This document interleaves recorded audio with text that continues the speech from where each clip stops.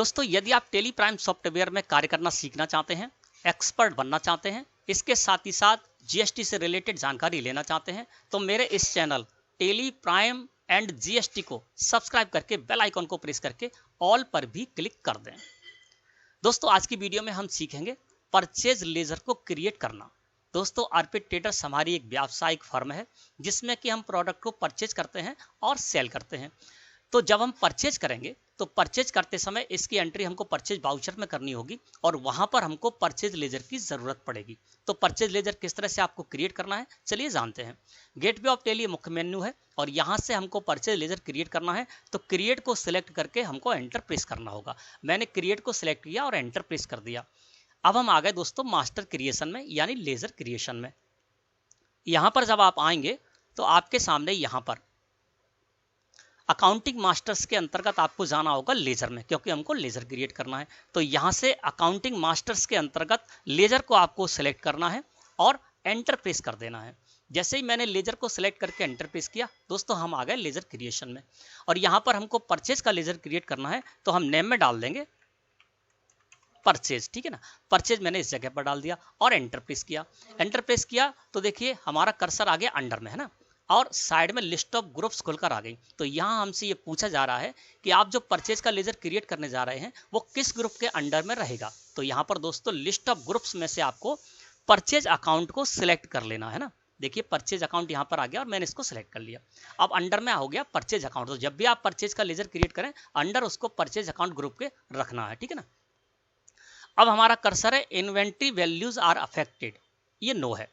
अगर इसको नो रखेंगे तो आप अकाउंट मेंटेन तो कर सकते हैं लेकिन इन्वेंट्री मेंटेन नहीं कर पाएंगे। इन्वेंट्री मेंटेन का मतलब क्या है कि हम प्रोडक्ट को परचेज करेंगे सेल करेंगे तो हम क्वांटिटी भी वहां पर मेंटेन करना चाहते हैं, यूनिट भी मेंटेन करना चाहते हैं। तो ये यदि आपको करना है, केवल अकाउंटिंग करना है मेंटेन, तो आप इसको नो रखेंगे। लेकिन आपको इन्वेंट्री मेंटेन करना है तो दोस्तों इसको यस रखना होगा, है ना। तो मैं इसको कर देता हूँ यस, क्योंकि मुझको इन्वेंट्री भी मेंटेन करना है। तो इन्वेंट्री वैल्यूज आर अफेक्टेड को मैंने यस कर दिया, है ना। अब यस करने से क्या होगा दोस्तों कि जैसे हम यहाँ जाते हैं और परचेज वाउचर हमारे सामने ओपन है तो देखिए यहाँ पर नेम ऑफ आइटम हमारा है ना, क्वांटिटी भी आ रही है। तो ये अगर इस मोड में, है ना, ये जो आप मोड है इनवॉइस मोड है, इस मोड में यदि आप परचेज करेंगे तो आपको लेजर जो आपने क्रिएट किया है परचेज का उसको इन्वेंट्री वैल्यूज आर अफेक्टेड को यस करना होगा। यदि उसको यस नहीं करेंगे तो यहाँ पर वो आपका परचेज लेजर में नहीं आएगा और आप इन्वेंट्री मेंटेन नहीं कर पाएंगे, ठीक है ना।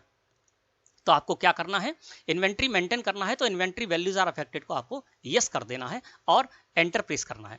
अब हम आ गए स्टेटरी डिटेल्स में। यहाँ पर है इज जीएसटी एप्लीकेबल। तो दोस्तों इसको आपको एप्लीकेबल करना है क्योंकि हम जीएसटी से रिलेटेड कार्य भी करेंगे। जब हम परचेज करेंगे तो उस पर जीएसटी टैक्स आदि भी कैलकुलेट कराएंगे, ठीक है ना। तो इज जीएसटी एप्लीकेबल इसको दोस्तों आपको यस करना है और सेट अल्टर जीएसटी डिटेल्स इसको दोस्तों आपको नो रखना है, इसको यस नहीं करना है। और यस को यस करने के बाद अंदर जाके आपको कोई भी रेट यहाँ पर जीएसटी की रेट नहीं डालनी है। क्यों?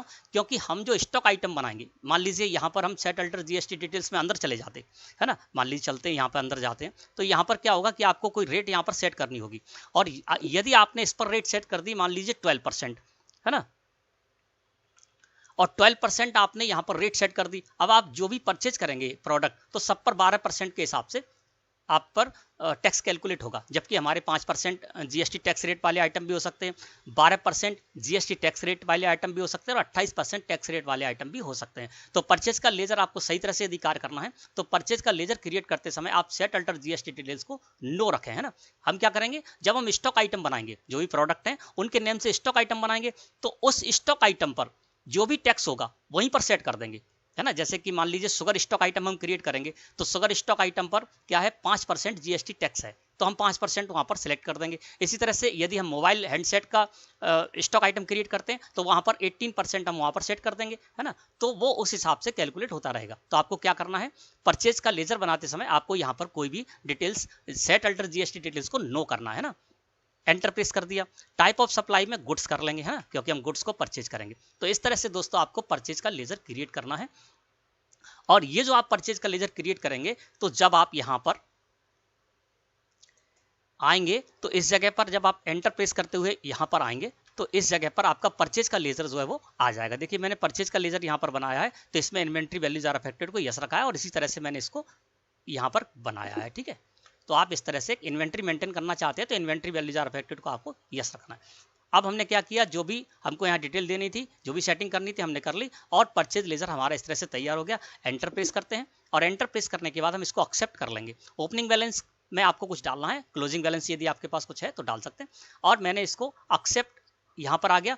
इसको एक्सेप्ट करने के लिए यस पर माउस क्लिक कर देंगे या हम एंटर प्रेस कर देंगे। हमने एंटर प्रेस कर दिया तो हमारा परचेज का लेजर क्रिएट हो गया। अब आपको इस परचेज को लेजर को यदि देखना है तो आप क्या करेंगे, गेटवे ऑफ टेली मुख्य मेनू से अल्टर में जाएंगे, अल्टर से फिर लेजर में जाएंगे और लेजर में जाने के बाद आप परचेज लेजर को सिलेक्ट करके एंटर प्रेस करेंगे तो यहाँ पर परचेज लेजर आप देख सकते हैं। और यदि आपको कोई गलती हो गई, मान लीजिए पहले बनाते समय आपने इसको नो कर दिया था और जब आप एंट्री करने गए परचेज वाउचर में, इन्वेंट्री मेंटेन कर रहे हैं और वहां पर एंट्री करने गए तो ये आपको लेजर यदि शो नहीं हो रहा है तो आप इस तरह से अल्टर में आए और इसको नो की जगह यस करके और एक्सेप्ट कर लें तो आपकी लेजर इसी तरह से कार्य करेगा, है ना। तो इस तरह से आप अल्टर कर सकते हैं और अल्टर करने के बाद आपको कोई सुधार करना है तो वो सुधार भी कर सकते हैं। मैं समझता हूँ आज का टॉपिक आपको अच्छी तरह से क्लियर हो गया होगा। वीडियो अच्छी लगी हो तो लाइक करें। धन्यवाद।